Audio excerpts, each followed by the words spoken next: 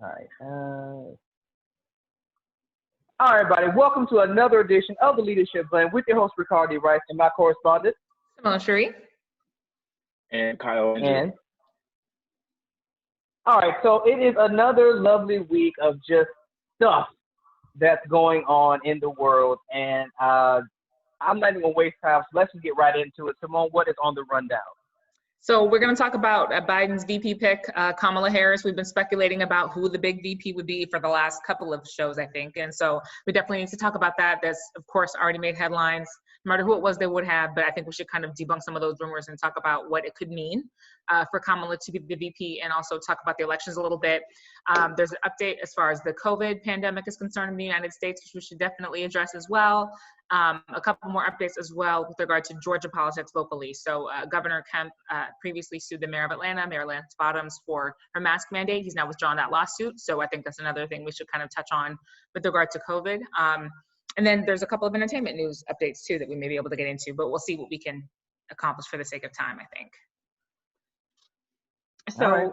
Do you want to start with, yeah, I was gonna say, do you want to start with Kamala? Because it's so crazy to think that we're having these conversations now, because we've been talking about Kamala Harris and all of these Democratic nominees for like what feels like years, because I think so much has happened. And I remember when she was just one of like 30 other Democrats on a stage, and we were having all these conversations about, Kamala or Kamala, or some people were saying Kamala, and they were just like, who the heck, what, why? And then watching her withdraw, it's really fascinating that there's been all this speculation about who this candidate would be. And people weren't even really, I think for a long time, people weren't even really considering Joe Biden, as the nominee anyway, because he announced later than so many other folks, and he didn't do the same campaigning that we saw the other folks doing. And now he's got Kamala, and they're up against Donald Trump and Vice President Pence. So what do y'all think? Kyle, I want to start with you. I want to know what the youth have to say about this whole situation. Actually, I mean, you go for it. I mean, I'm definitely for Biden and Miss Harris. I can't say her first name, so I'm just gonna call her Miss Harris. Kamala.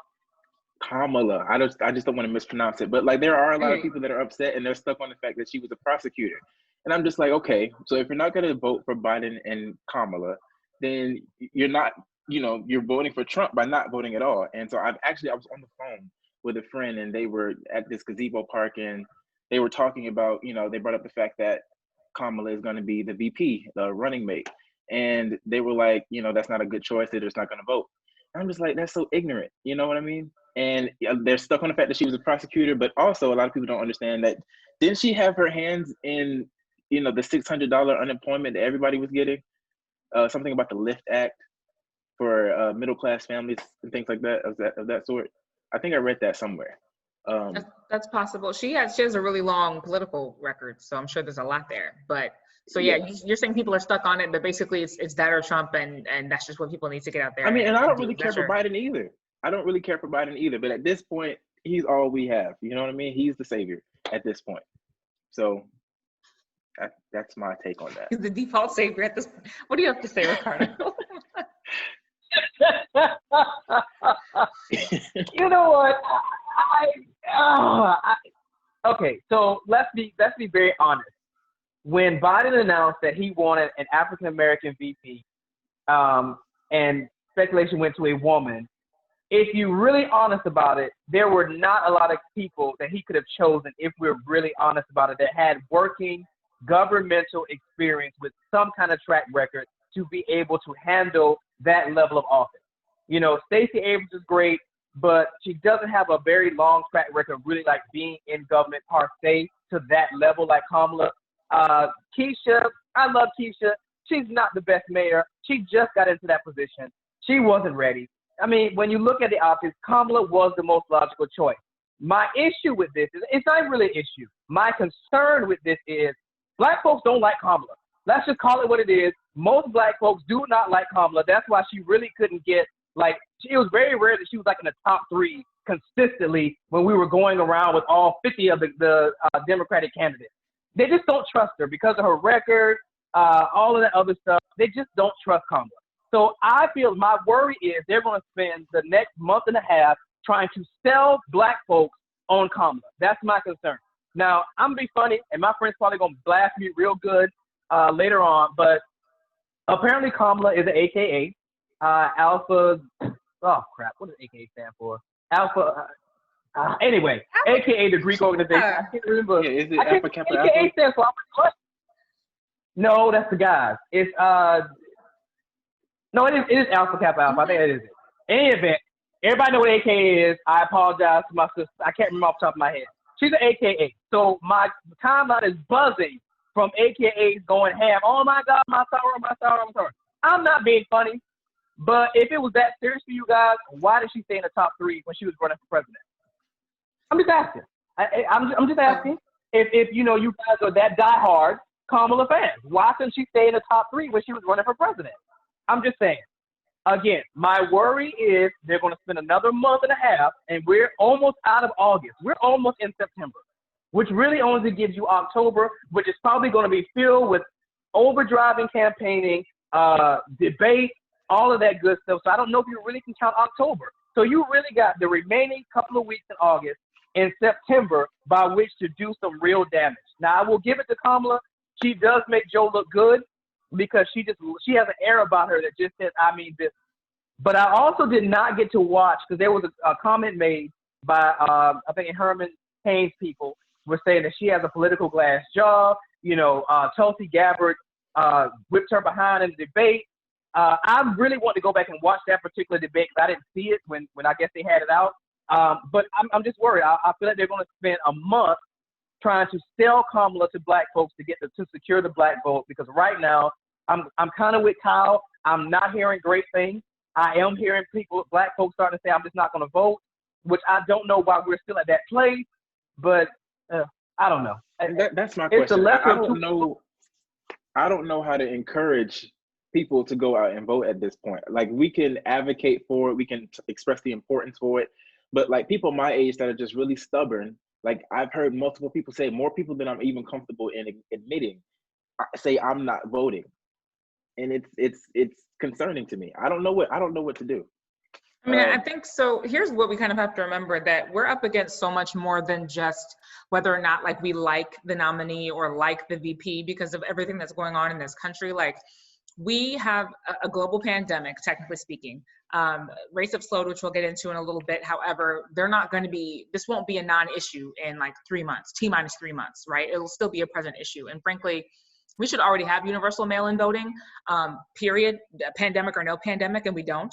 Trump has literally, as of this morning, freely admitted that he's going to block funding to prevent mail-in voting. Even if there is the legislative action, the grand sweeping action to institute it, he just wants to block funding so it can't happen. He said that he would block any funding that would support the USPS, United States Postal Service, in making mail-in voting possible. So he's literally saying, I'm going to ensure that if you want to cast a ballot, you are going to have to risk your health. And because essentially he spent the last year plus, or almost a year, telling people that this is a flu, that this is a cold, that this is a non-issue, that this is something that you can treat at home and you shouldn't be worried about. Anyone who supports him is very likely to take that advice very seriously and just go on out and vote, while everybody else who's listening to the CDC or to Dr. Fauci or anyone else is going to stay home. He's continued to spread lies about voting fraud. So we have, I think, a much bigger issue than just who we want to vote for. We have an attack on our actual democratic process, and it's coming from our president. So, I mean, I think at this point, there's a lot to be said about kind of what country you want to have, not necessarily what president you want to have. And I think that the answer to those questions is different depending on who you're going to vote for in November. So I do want to talk about Kamala's background a little bit. I'll talk about her background a little bit because I think that'll just be most helpful. So she has a huge amount of governmental experience. She was the mayor of San Francisco. She was district attorney. That was in 2003 when she ran. She has a personal friendship with Barack Obama. I know she wasn't necessarily on the national radar, but she has been, if you follow politics, she's been on your radar for quite a while. And California is not exactly a small state. So she's been a power player in Democratic politics for a very long time.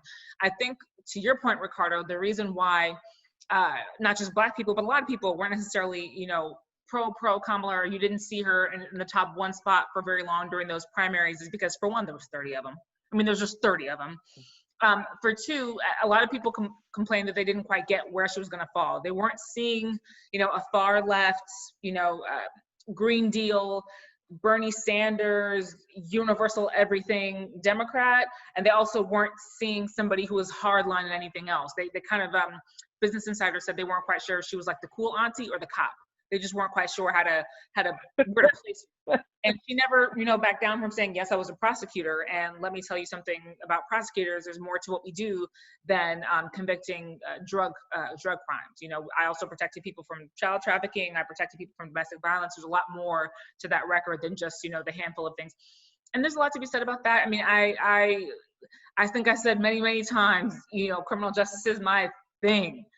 And criminal justice reform has really taken, I think, the national stage is a major, major issue in this country, which I'm so excited about.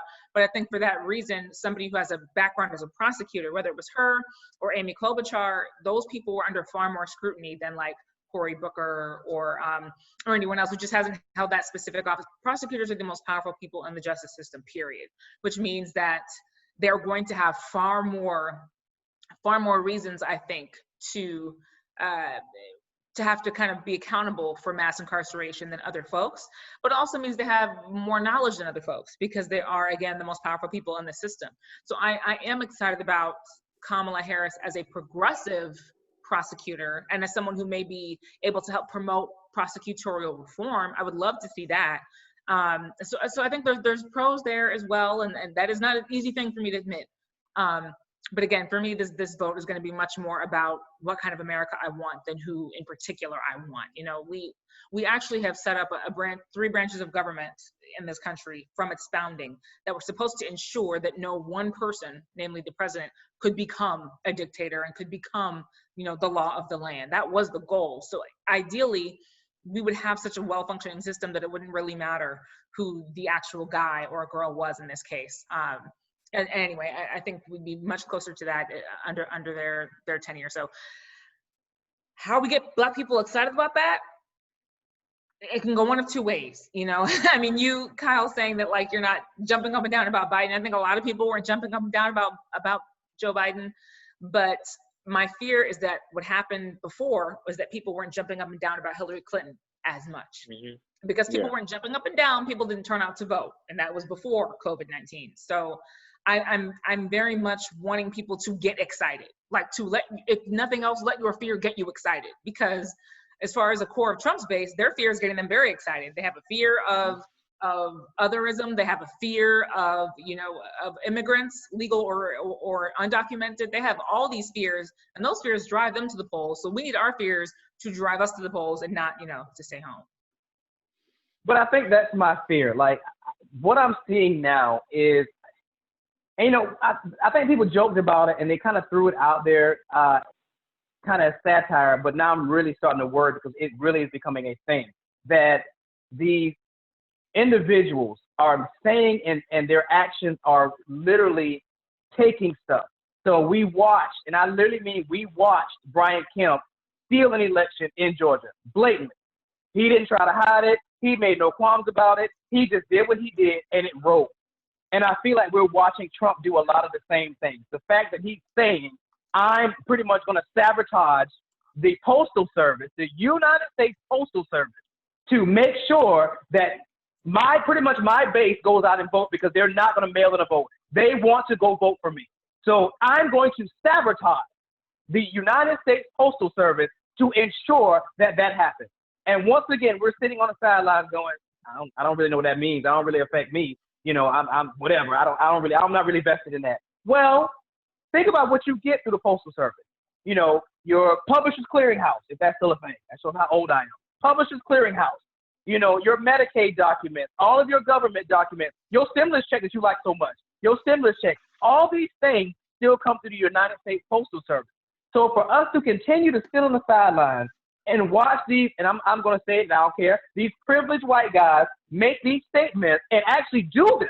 Not just say it, they do it. It's really starting to worry me because I'm like, okay, are we going backwards to segregation? What are we doing right now? They're literally doing these things, overlooking laws, overlooking fail-safes, and they're just kind of going for it. And I'm really starting to get worried about it because now you're starting to see the effects of it. The fact that we have Kemp when we really should have had Abrams. And the things that he does, and kudos to him for withdrawing his lawsuit against Keisha. but how much time did we waste and resources did we waste in the preliminary? So, I mean, what did you really do? Yeah, I mean, that fight's not over.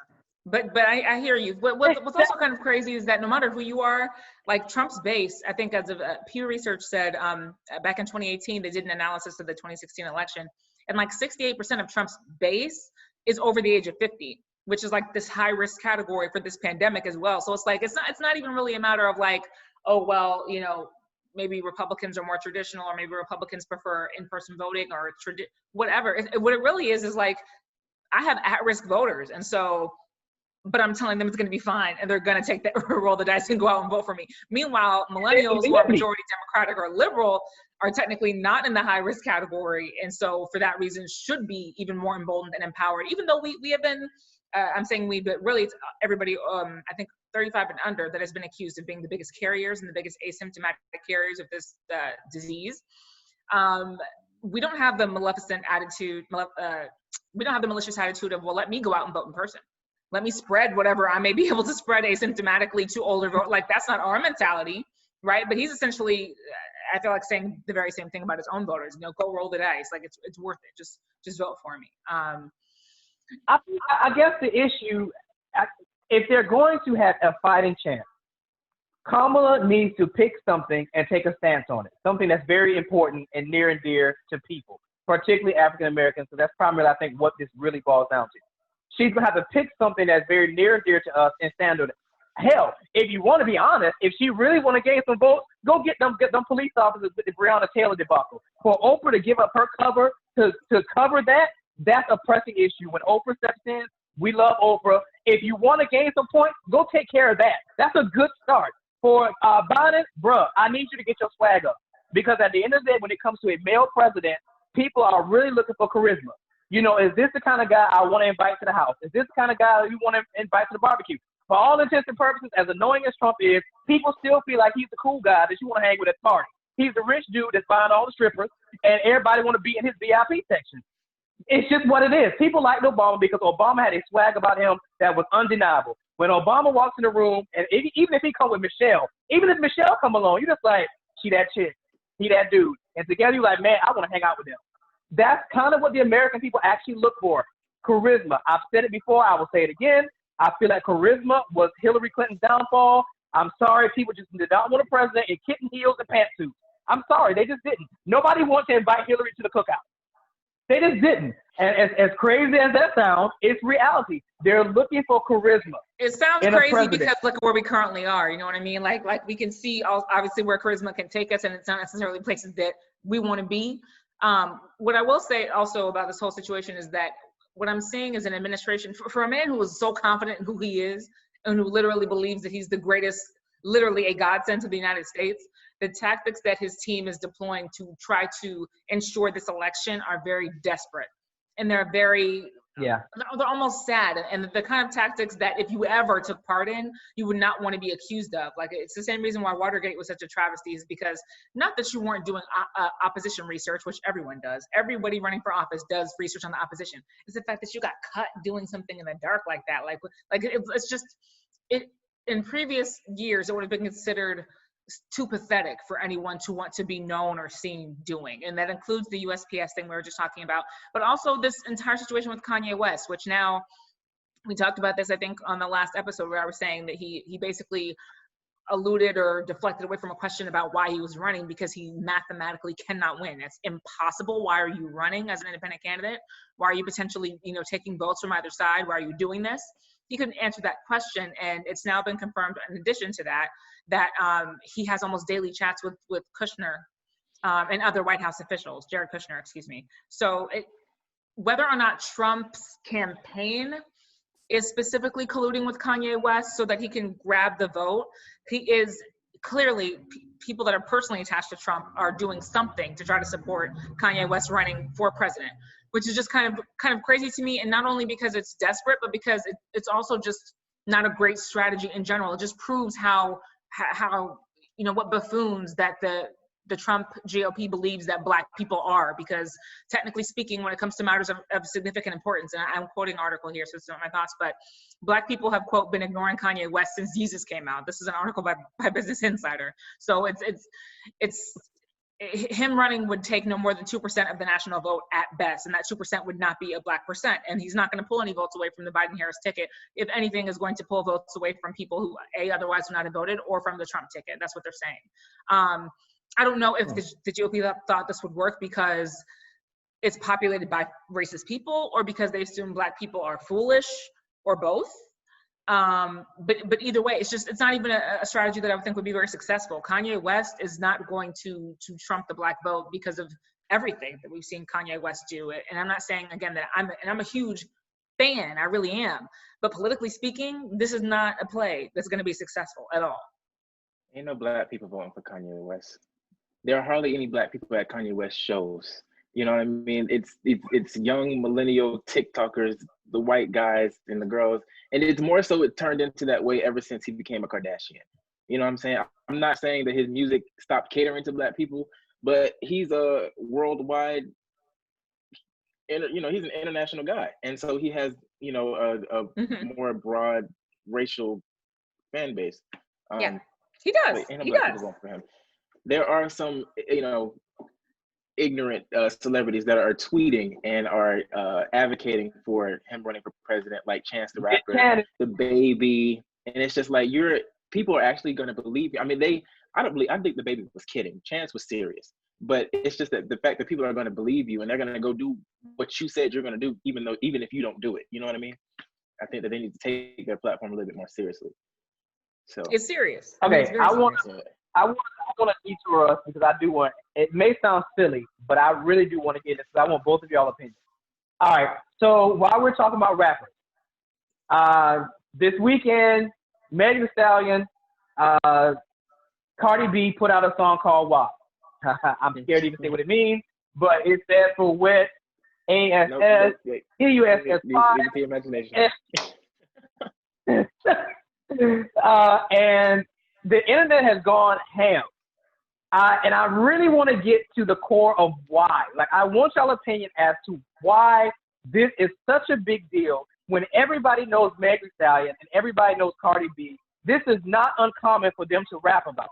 So I'm trying to get to the core of why is this such a big deal all of a sudden. I really want to know because I've been looking at my social media feed, and I thought it was just I thought it really came down to old heads versus new heads, conservatism versus freedom of expression and liberation for women. It seems like it's more than that. Like, I've seen people who would know me, y'all know how conservative I can be. Why do you always pick on me to go first? I mean, I have an opinion, but I mean, saying what I would normally say. I've heard raunchier songs. I mean, like, a lot of people, do y'all know who Trina is and Kaya, Lil Kim? They're disgusting. Their lyrics are disgusting. You know what I'm saying? And I think I offended Simone. But I mean, I mean, it's a very, very raunchy song. However, I feel like we've heard worse. You know what I mean? But Cardi B is very mainstream, and I don't think that there has been a female rapper to talk like that on a mainstream level. Not even Nicki Minaj gets that dirty, So it's shocking to a lot of people. A lot of conservatives are very uncomfortable. But I think it's funny, So really, yeah, really. I think it's hilarious. I mean, how I'm people are shocked. reacting to it. I'm shocked because for once I don't have anything to say. I'm not even going front. I like the song. I have apparently I have an inner ratchet side, and that my inner ratchet side actually likes the song. I don't know why. And normally I would be the one going, oh my God, they're singing about the P word. But I know these girls. Like, this is what they do.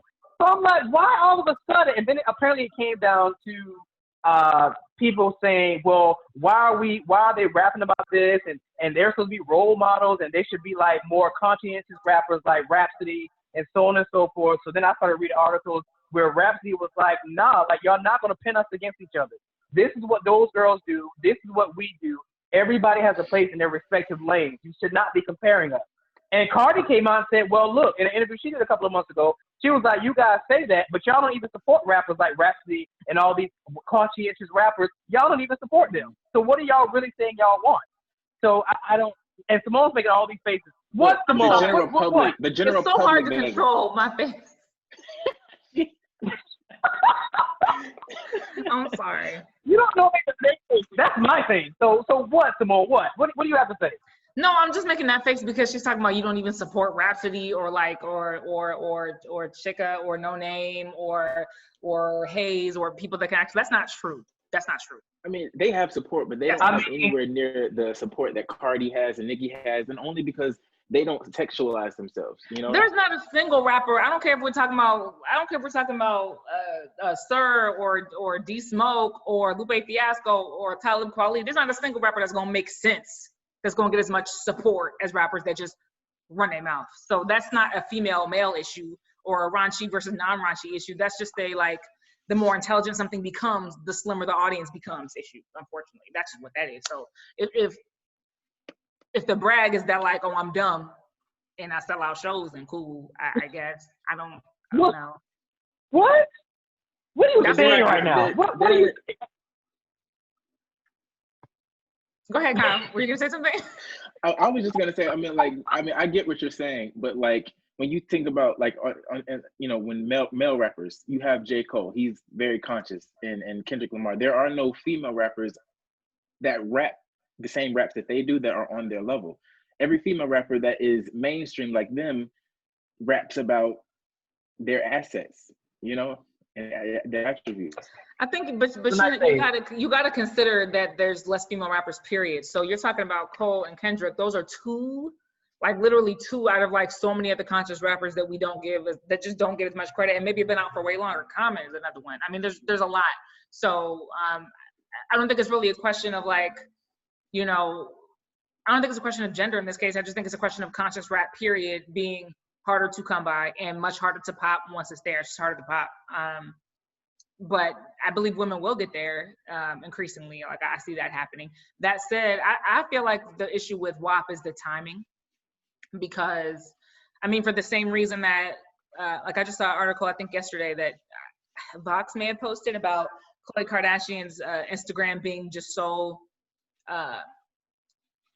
basically just like inappropriate. And she's not posting anything she hasn't normally posted, but considering everything that's going on, the duck face lips, people are like, really? Duck face? Like still? Like now? Like right now? Like people are dying, et cetera, et cetera. Black Lives Matter, you want to do a duck face?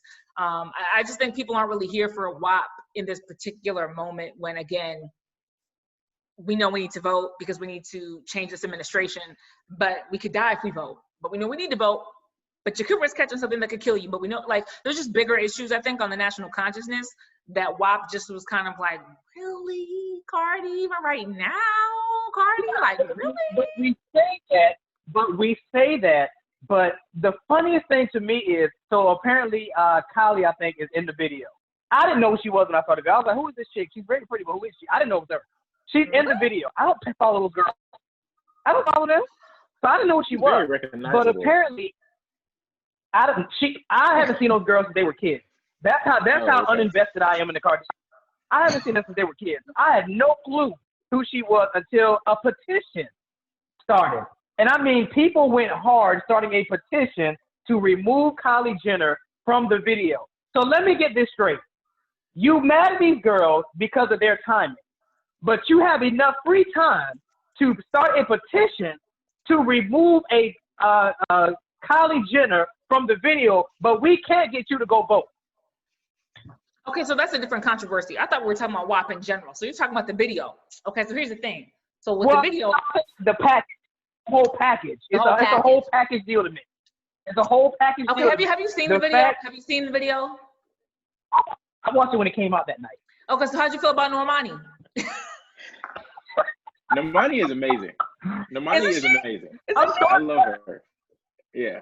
I mean, okay, look, again, I did not recognize the other female rappers in those rooms.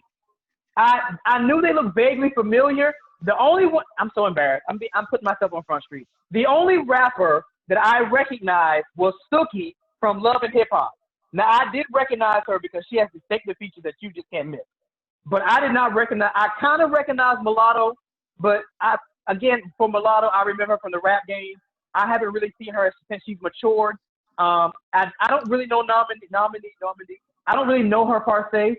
So it wasn't until the controversy surrounding this video and why they wanted Kylie Jenner removed, which were they were saying, you know, we got these two amazing rappers, Cardi and Meg, and then you got three to four other rappers present in the video. Yeah. Why is Kylie in this video?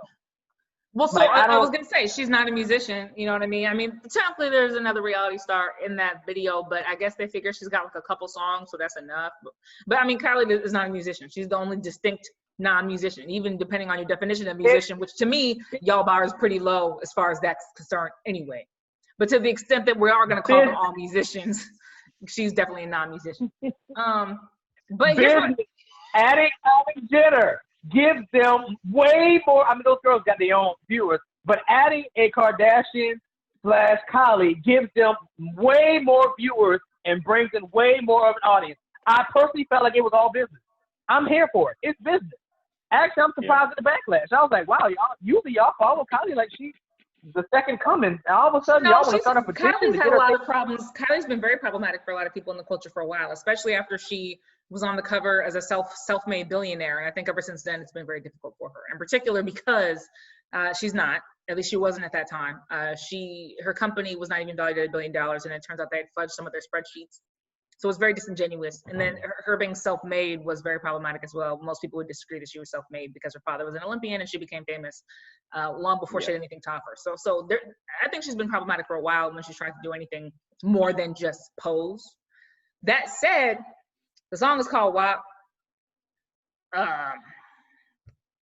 So if that's what she's there, for, I mean, unless you can dispute it, I didn't love Normani in the video. That's my only complaint. That's really my only complaint, is that I didn't love Normani being in that video, because I love Normani and I felt like she has a lot to offer, and I would just prefer that she kept different company, and that's just my own judgmental opinion. I just thought she was above that video. That's just me. Yeah. I don't want to see her. We can move on. I just want to get into it. I was just blown away at the backlash. It has been very. Like, y'all act like y'all. Yeah. Like, y'all act like y'all don't know these girls. I'm like, did y'all just start listening to them yesterday? Cardi always talking about her midsection. That's kind of what she does. The girl was a stripper. She has those. Yes. I'm like, what Twilight Zone have I walked into that now all of a sudden Trump is the demigod and Meg and Cardi are schoolgirls who just made a song that nobody's ever heard them rap about? Like, no, but Ricardo, you have to consider that there was a time in which a celebrity would achieve a level of status in which we did expect more from them, and more meant more responsibility, more ownership of the culture, more accountability as far as what they're doing and how they're doing it and how they're moving. There was a time in which blowing up would mean we expect you to be better than you currently are. Time ago. See, it was like 4 years ago, maybe. And I think that's why this has been such an issue with regard to like T.I. making certain comments, you know, or with T.I. going to the gynecologist with his own daughter, right? And that becoming such, people, I think, expect you to be thoughtful when you become wealthy. And I think sometimes we just get increasingly disappointed when we learn that that's just not the case. That's just, I think that could be the only other thing that's kind of at play there. Whole other conversation about. But are you gonna be 45 still doing this? Because I know she's just getting old. We're all just getting older, and it's not that I'm not for female empowerment, but it's just like, how long is this going to be cute? How long? Cardi's like, is she like in her mid-20s? What? No, she's not in her mid-20s. She's not in her mid-20s. She's like 26, 27. What? Cardi's young. I'm looking at it right quick. Cardi is very young. She's not old. Look, I don't know if 27 is young or not. But here's the thing. You're going to have about 2 or 3 or 4 kids, or you're going to hit about 35, 45, 40, and I'm going to just quit believing you anyway. So, I mean, do it as long as you can. Well, but you got about 2 or 3 kids. Yeah. 2 or 3 Cardi rips. is 27. Yeah. You're going to have enough kids that I'm just not going to believe you. You just lying. So I just don't believe you.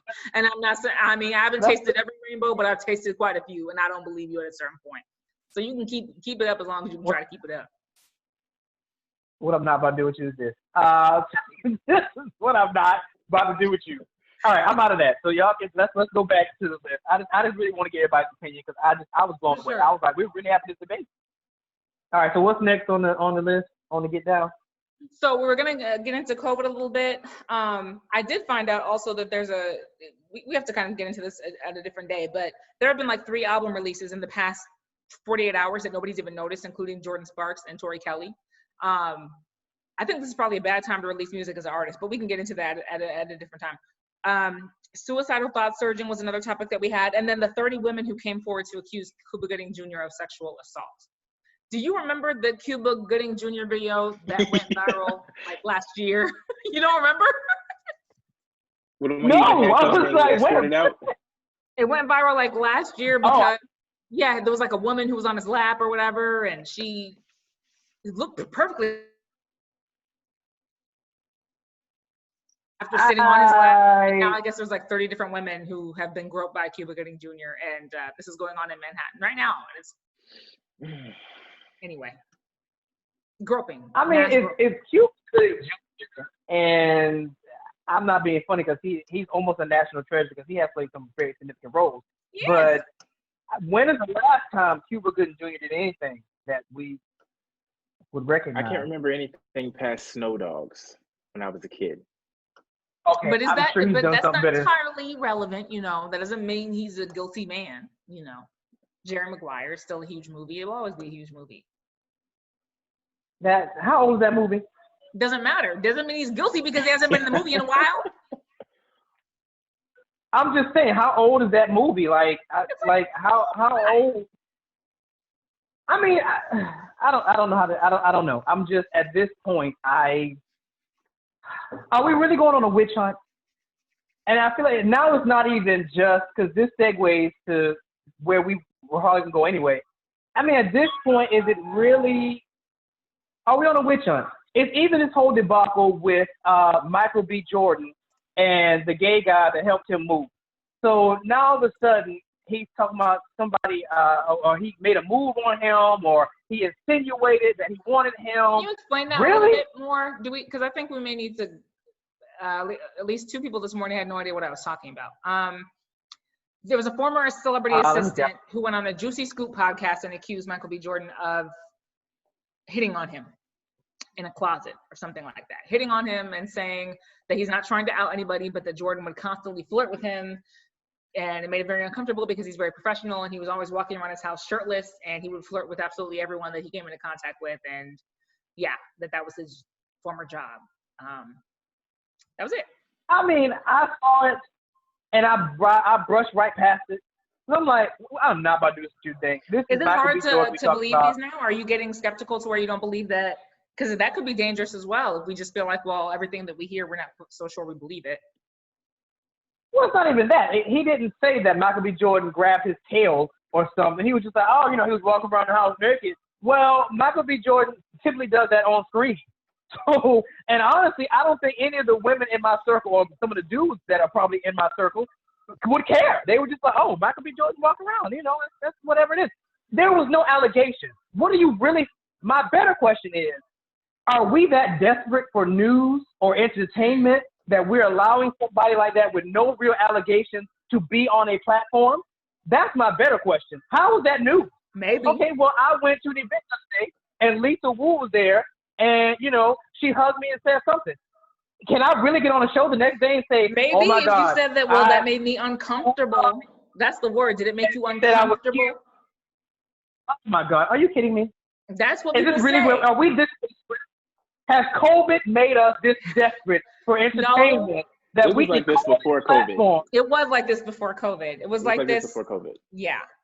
And again, I think it's because of all those years in which women were not believed, not just women, all those years in which it was so hard to prove somebody really was a pervert, that everybody knew was a pervert, and nobody would do anything about it. And now the pendulum just swinging way in the other direction to where anybody who's ever even been uncomfortable is now under. I mean, you've seen the headlines about Ellen, who's literally, I think, about to have to address the fact that the entire world has accused this woman of being mean.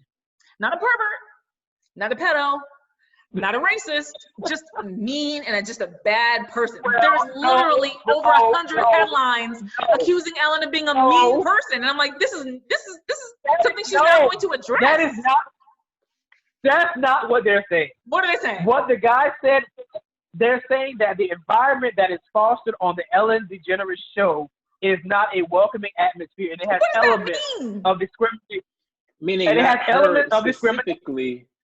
Yeah, they're not saying Ellen herself. They're saying that the culture her is staff, her staff, that it, and she knew about it and wasn't doing anything about it. What I can tell you is that she has been accused of being a mean person. It hasn't just been her producers and her executive producers. It's not just them. She has been accused by former guests, actually, of being a mean person. What does that mean? An environment is toxic. Like, has nobody ever held the job? I was a college waitress for like 4 years. Every restaurant I've ever worked in was toxic. Every day I wanted to quit. It was what do you mean toxic? My household is toxic every time me and my wife get in an argument, especially before 5 a.m. where we're both very hostile. It's a very toxic atmosphere. So like, what does that mean though? That now it's like there's a million headlines about Ellen DeGeneres' show not being a great place to work. Like, really? What does that mean? What does that mean? I mean, Ellen is. Come on now. Ellen. You're being naive. I know. What do you mean? What does that mean? I guess in my own opinion, there's no place that's a great place to work when you have to be there. I just don't know what you mean. Like, is there no AC in the summertime? Because that's problematic. Is there no health benefits? If there's no real issue, if nobody's grabbing you on the butt, you are doing right? Yeah. And to go along with Simone's point, it is, I mean, the Ellen DeGeneres show is supposed to be like this happy-go-lucky, positive place, but at the same time, behind the scenes, it is still a workplace, and they're doing a show, and they have things to do, you know what I mean? And so she may not have time to chit-chat with every guest. She may have to go on to the next segment, you know? I feel like people are picking on Ellen. I personally like Ellen. However, they are talking about replacing her with Tabitha Brown. I don't know if you guys know who she is. She's a great person, and I would love to see her on TV. What about working at Disney? Has anybody ever worked at Disney or at Chuck E. Cheese? Just because you provide joy doesn't mean that every day is a party. Like the people at Disney, if you go, especially if you go on YouTube, those character actors, they go through it. They go through it. It's not easy. Since you brought up Disney now, let's not forget that I think it was Disney. Disney's daughter came out with a statement against Disney and was saying that she walked the park and was not pleased with the atmosphere of Disney, and that was his daughter. And that was about a year or two ago when she said all that. So, I mean, my thing is, and we talked about the court of public opinion before. My fear with this, we're going back to this court of public opinion again. And it's being based off theory and not even allegations at this point. Mm-hmm. Like, I agree with you too. There are no real allegations against the Ellen DeGeneres atmosphere. It's just, it's not as now. Ellen does tell us that she loves unicorns and rainbow. So the assumption probably would be, oh my God, I would love to work on an Ellen DeGeneres show.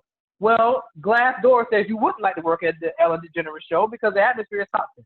But there have not been any real allegations, which is parallel to this whole Michael B. Jordan debacle, which is not even a debacle, trash garbage, because there's no real allegation in that either. No. So we got to be careful with the court of public opinion if we're not going to actually bring allegations and just start whispering in the dark. We do not want to start that. That's not what we want to do. There's too many other important things going on. Let's not start doing that. Yeah, that's exactly what you said. We have to think twice before we constantly jump to people's defense and aid all the time, because it's very hard to be in defensive mode, whether you're a company or individual. Like, how do you defend against something that's not even actually tangible or substantive? Like, if somebody accuses you of doing something, you could say, okay, well, where was I? I didn't do it. You know, maybe you could try to defend yourself that way. But if somebody's just saying, like, you're just really unpleasant, how do you combat just someone's general, perception of you? Like, that just feels to me like such a difficult thing. I don't know. Again, I would like to see us focus on substance and not just every little thing. I think we'll be much, much, much better off. Okay. So I read an interesting article, and I want to throw this in about the article said we can do it ourselves. R&B singers are leaving major labels, and I was actually hoping Double R would be here because I really wanted to get his opinion on it. But the article was talking about artists like Lettucey, who I adore. Lettucey, Charlie Wilson, Anthony Hamilton have all gone independent, and the article broke down the kind of synopsis on R&B music. For those that don't know, R&B is rhythm and blues music. It's kind of, in essence, I'll say kind of black music, that kind of has these neo soul elements, this whole vibe to it. But over the years, yeah, it's a category on Billboard, but it's not a vast category in comparison to the top 100, top 200. It means something, but it doesn't mean something being number one on the R&B chart. So they were saying that artists are now to a place, and the people that I named are actually seasoned artists, and they've gotten to a place where they're abandoning major labels because at the end of the day, the article was saying that major labels don't really see the value, in essence, in R&B music to push it like they would push a pop artist or a mainstream artist. And I thought about Double R because, you know, he talks about all the time the kind of joy and pitfalls of being an independent artist. And I thought this article was interesting because to see these major artists, R&B artists, leaving and doing their own independent thing was really interesting to me. I don't know, do you two listen to R&B music? I'm just saying, like, is it something that's in your media rotation? Stop giving me that face, Simone. I don't even know what you listen to. I think you listen to Taylor Swift. All things, you know, considered, I think you were a Taylor Swift girl. I'm just saying. I mean, I don't know why you were saying that. You give me the side out. But I just thought it was interesting. Cal, what did you say? You said you do it. You put this up on your face too, I do. right? I mean, no. I mean, I don't listen to those people that you named specifically. I know of them, you know. But I mean, I listen to R&B, and a lot of people, even people that I listen to, have mentioned and talked about going independent, just because one, the label we've known this since TLC and probably even before then. The labels don't really take care of you like they're supposed to. And especially when you're somebody like Charlie Wilson. I know that Kelly Rowland recently mentioned that she's gone independent. When you have people like that who have done everything and they've seen the top of the charts and they've toured the world and they're, you know, international, why are you not putting your all into this artist? And so that's kind of frustrating. So they leave and they take things into their own hands, and I don't see anything wrong with that. But a lot of times when artists go independent, I've noticed that they still don't, you know, cause any traction or start any fire, you know, around their music. You know what I mean? So I don't know. I don't get it. Well, I don't really understand the business aspect of music. Well, a lot of what I've seen to that point, though, Kyle, is that there are companies that are quote unquote independent distributors. So they're still giving you a distributing deal. They're coming to you and saying, hey, you know, we're not taking rights, we're not taking, you know, royalties, we're not taking masters, but here's X amount of money, you know, you can do X or Y with it. So it's still a business arrangement. And a lot of independent artists do have like really big teams as well. Sometimes that money is from them, sometimes it's not, but they will sometimes have somebody who just is helping them to push out content, or somebody who is looking over, you know, everything on the back end or negotiating deals for them or whatever. So 100% independent, I think, it is still maybe kind of rare, but independent as far as we know independent as far as like, oh, you know, I'm not signed with one of these big major labels and they're going to handle everything for me and I'm going to be exclusively like doing what they tell me to do or not. You know, I think what independent means or what being signed means is changing, I think, quite a bit. I thought it was interesting. I was like, I didn't realize that R&B was making that exodus. I thought, you know, that you hear mainstream artists, you know, that at one point it was mainstream or indie.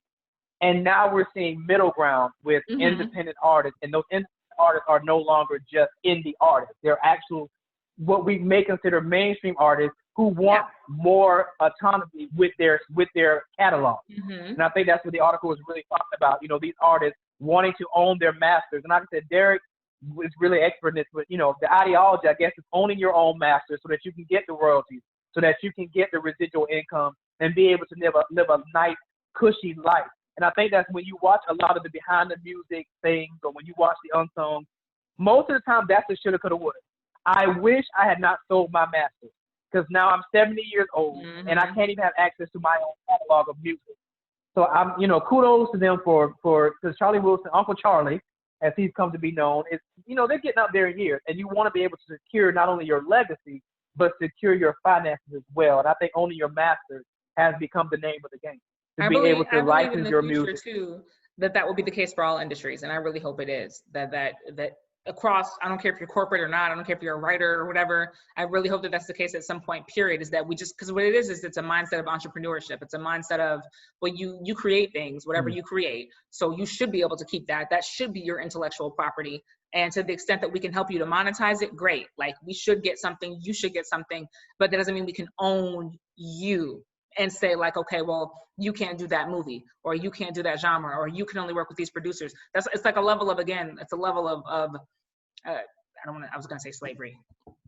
Well, in some cases it is, because I mean, Fifth Harmony was one of my favorite more recent bands, and they said the exact same thing. They got to pump out an album every year. They got to go on 30 dates every year, whether they like it or not. Like, that is essentially like, you are a tool, and this is the work you're going to perform tool. And so, but I hope that across industries, it becomes more like, okay, I'm leveraging my services, I'm leveraging my talent. If you want to support it with some money, and this is my goal, then I meet that goal, great, but you don't get to own me thereafter. Meaning, if it goes like, I get to go my way, you get to go your way. I hope that becomes just like the new way of doing business, and where people can kind of create and not feel like, okay, well, if I ever want to get paid for this, I have to give up everything. Which, I mean, like you said, it's a form of slavery, because they not only tell you what to do, they only pay you in like a 30-70 split, and you're not the 70. And after the fact, and they usually tell you what you can't do. Yeah, and I have to tap dance for you, and you're not even paying me what I'm worth. Like, yeah, like we know all those stories about those artists who couldn't even, like, you know, they couldn't grow facial hair, they couldn't get tattoos, you know, all those sorts of, again, it's like literally a level of not just owning your gift, but owning you as a person. If you have to cut it before the next time we talk, we have to talk about this vaccine situation and Russia trying to offer us vaccines. Because I know I know that, so Russia offered to help the United States develop a vaccine. And America did say no. Like, I guess we officially just turned that offer down, but it had been sitting on the table since Wednesday or so. And I was thinking, well, maybe Trump will take it. I'm not taking it. Russia became the first country to approve a COVID-19 vaccine. It's known as Sputnik 5. Experts say that the development was very rushed and that test data has been kept secret, so they're not even explaining like what they've done to develop this vaccine. Testing has not necessarily been proven to have any side effects. It hasn't been proven not to have any side effects, but they wanted to offer to help the United States because we do have more cases per capita than any other country at this point. One public health official said, quote, "There's no way in hell the US is going to try a Russian vaccine. We wouldn't try it on our monkeys, let alone on our people," end quote. Here's what I can say. I didn't know, when I first read this headline, I thought that it was, again, the offer was on the table, and I was like, if they come at this door, what I'm going to need is one of those pills that they give people in the army. I said, me and my wife both. If they try to make us take that vaccine, we're just going to have to end it. You know, those little emergency pills that they give people on missions so they can't be tortured, where they just pop the pill and they just yeah. You know, because I'm not taking no Russian vaccine. You want a cyanide tooth down on it, it kills you. Basically. I'm concerned. This is not 007. They don't make those on a little. I'm not taking no Russian vaccine. I'm not taking Russian nothing. I wouldn't take a smile from a Russian if they gave it to me. Especially if they're not going to test it on their own people. What you bringing it over here for? You don't even know if it works. Absolutely. I mean, and then even when a legit vaccine does come along, I'm not taking it because I don't even get flu shots. I've never had anything of the sort, and I'm not going to start. See, and that's what they're going to try to push this fall, because they're saying, you know, flu season is coming up and this pandemic is not over, and you should probably get this flu shot. They're really going to be pushing that this fall. I think the CDC ordered like 100,000 more than normal just to make sure every American can definitely get a flu shot anywhere they want to get a flu shot. I said, if Trump is so cool with your boy, Trump can get the Russian vaccine. I'm not getting no Russian vaccine. He probably already taken it. I'm sure he That's probably how it became born. Well, I actually saw a commercial for something. What was that commercial? Because I was doing something, and I had to stop, and I was like, "Are they making a commercial for that?" It wasn't flu. It was a vaccine for something else that you don't hear about. But it was a whole commercial on it. I cannot remember what it was. It stopped me dead in my tracks. I was like, "Are they really talking about that? Are they really doing a vaccine for that?" I can't remember what it was. I have to go back and find it. But it was not the flu, but it was something else. And I was like, "Wow, we really gonna do this? Like, we're really here." I do want to say that I started watching The Twilight Zone, the revamp by Jordan Peele. I'd want to watch it for a minute. I finally sucked it up and got CBS All Access. And kudos to him. Like, I used to watch The Twilight Zone. It has captured the essence of it, and I was really impressed with it. After I watched The Good Fight, because that's really what I wanted it for. But yeah, it was about that. All right. Anybody got any final thoughts as we wrap up? Kyle. No, like I was telling you guys, I did go get a COVID test. I am negative, but it's really not that bad. So I definitely encourage everybody to go and get it done. They don't stick it up, too far up your nose, and they just, go in circular movements inside of both nostrils. It's not that bad. And the only reason I went is because somebody told me that I was around. They said that they got it. And I was like, no. So I'm going to get tested, and I'm good. Absolutely not. That's what's up. Wait, how long did it take you to get the results? I got my results back in like 45 minutes.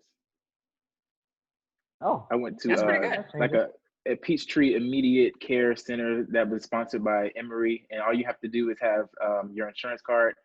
If you don't have insurance, then it's like $150, but they give it back to you in like 45 minutes. That's what's up. That's what's up. Mm-hmm. My only final thought is vote. Don't forsake your vote. It's important. Do what you have to do. Do try to get an absentee ballot. Try to get a mail-in ballot. Georgia is allowing that. Do the best you can to get that ballot, and don't put yourself in a position to where you'll wait too long, drag your feet, and really count on being able to vote in person, because anything can happen, and you do not want to have your vote silenced if you're one of those fortunate enough to be able to cast one.